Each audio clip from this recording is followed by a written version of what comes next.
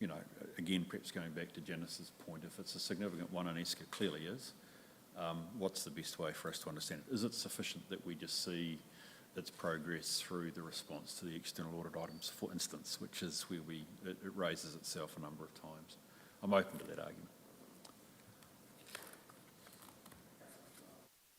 You want to proceed? Do we have now 10 a.m.? Okay. So keep going, man. What's the time? Oh, it's 10 o'clock. So next we have the sensitive expenditure. So current report does not in line with the current policies. So we are have 2 points here. Point number one, that we are reviewing the policy based on the sensitive expenditures audit findings. Second, we'll, based on this update of the policy, we'll be updating how this report will be submitted to the committee. I need from you, so point, if you see in the screen, point number 8, with point number 8 is sensitive expenditure. So it's saying number 1 that sensitive expenditure disclosure for the chief executive, group manager, director, and officer as appropriate, and between brackets for exceptionary instance where the expenditure does not align with any of the principles. So I need from you some clarification. So does this mean all sensitive expenditure, or as it's said, between brackets for exceptional items? So is our current report prepared on this basis, an exception basis, or is it? So this is extract from the current policy we have.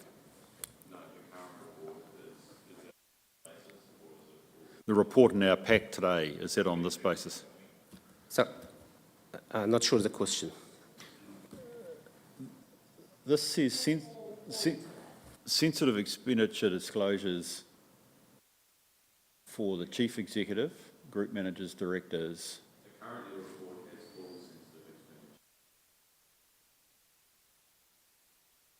That's interesting. Yeah, no, that's fine. I need to, actually, because one of my questions, I want to go back and check what do we define as sensitive expenditure. Because if it's only by credit card, that's not all sensitive expenditure, in my personal view.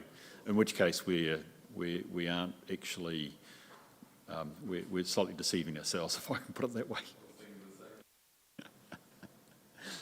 Okay, I'm conscious of our time, so perhaps we can just put this on a wee bit of a to-do list. We'll come back to it when we get the paper today, which I'm very grateful we have a paper and we can have a short debate on, I'm sure.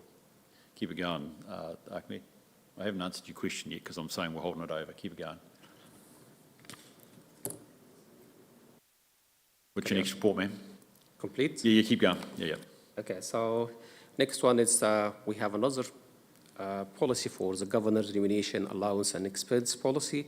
So this might be combined with the sensitive expenditure as one policy instead of 2 separate policies.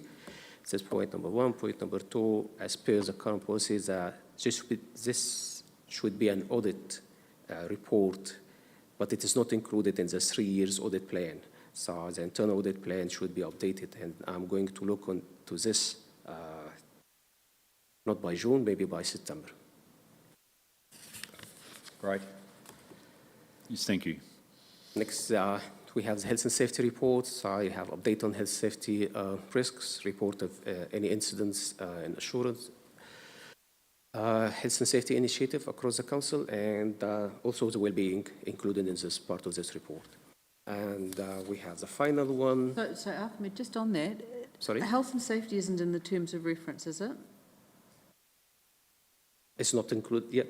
That's one of the points, that our current terms of reference does not have health and safety. And there's not a health and safety committee?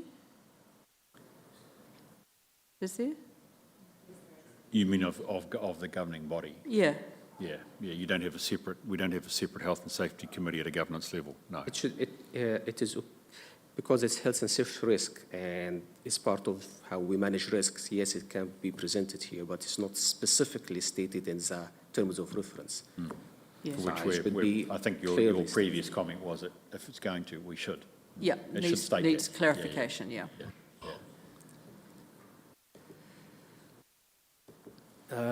Last report we have the conflict of interest. So this meeting would be the first time we report on this. This comes from the conflict of interest policy, which was approved in 2022, I think.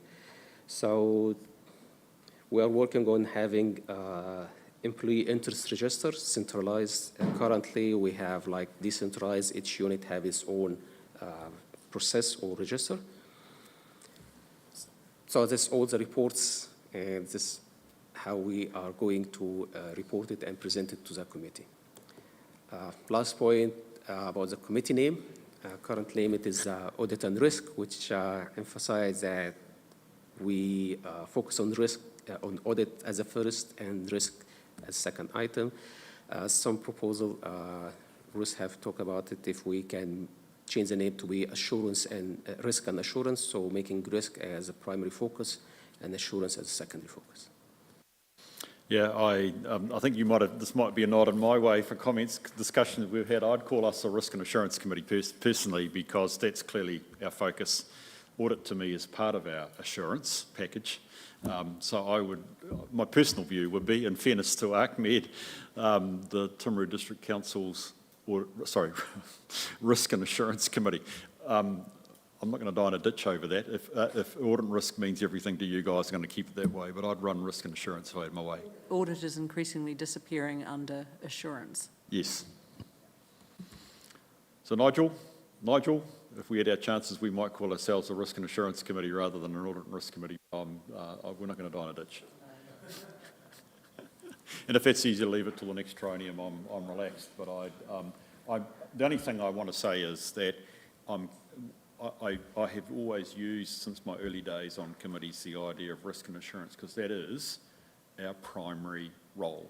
I'd like to see in our terms of reference risk and then assurance, because actually the groupings that you're talking about, Michelle, are exactly, should be in those sorts of broad areas. You perhaps need to take a survey of your colleagues here afterwards to see whether they're happy with that, and if there was any reason we can't, well, let's not worry about the name until the end of the triennium. But I'd run risk and assurance. Ahmed, we are out of time. Thank you. I need to call it there. Was there anything else that we've missed that we needed to pick up on with you? Yes, sure. Brilliant. Okay, that's good. Can we just have a couple of minutes break? I know we possibly, in case there are many people keen to see, can I suggest at 10 past we reconvene, which gives us 2 or 3 minutes, just check phones.